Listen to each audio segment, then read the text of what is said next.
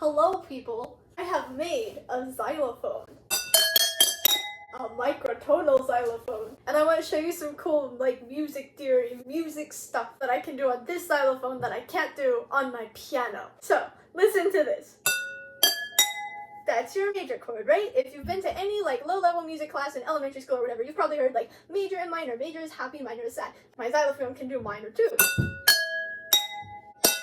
But what's this? It's not minor, and it's not major. It's in the middle. It's neither minor or major.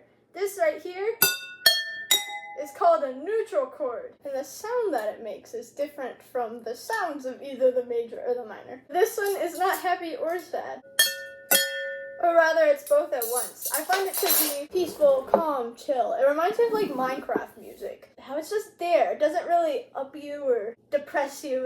It's like an ocean with no waves. I don't know. I think it's pretty cool that there's all these different chords outside of just your major, minor, diminished, augmented, suspended, seventh, etc., etc. You think there's so many, right? But then there's even more.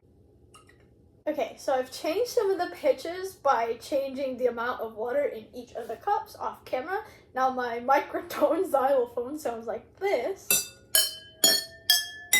And I can make some more new interesting chords with it.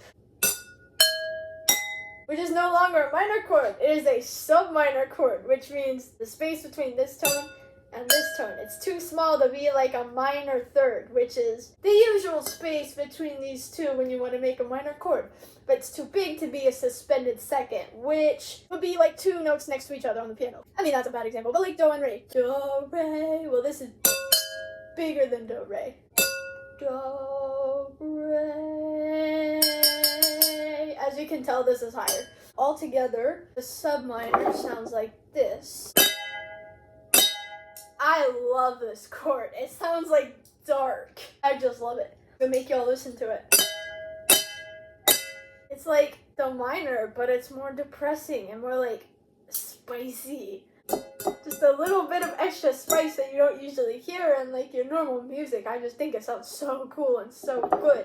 This right here, this is the neutral chord again, because that one's cool. But it's not my favorite because I feel it's so emotionless that it almost saps away my emotions. All the other chords make you feel something, but this one you feel nothing, and it's weird.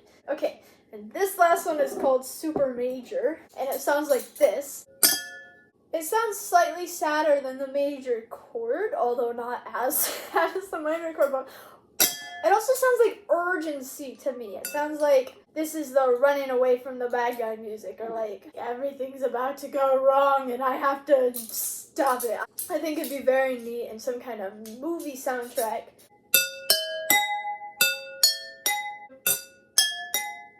Anyway, I think that's really cool. And the cool thing about microtonal instruments, if an instrument is microtonal, that means it doesn't play notes that you find on the piano.